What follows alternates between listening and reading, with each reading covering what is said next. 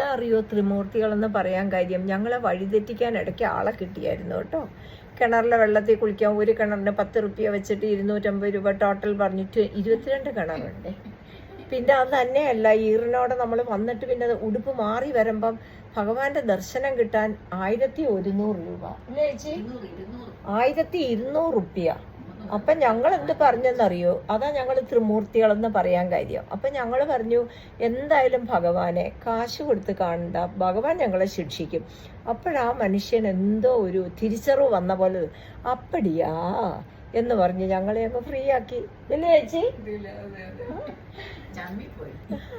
പിന്നെ ഞങ്ങളെ കാണുകയും ചെയ്തു. കണ്ടപ്പോൾ അദ്ദേഹം വളരെ പ്രസാദാത്മകമായി ഞങ്ങളോട് ചിരിച്ചു.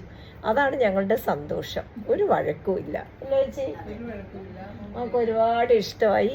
നാളത്തെ വിശേഷവുമായി നാളെ ഒരു വീഡിയോയുമായി ഞങ്ങൾ എത്തുമല്ലോ. അതുവരെ എല്ലാവർക്കും ശുഭരാത്രി, സുഖനിദ്ര. Thank you everyone. Thank U.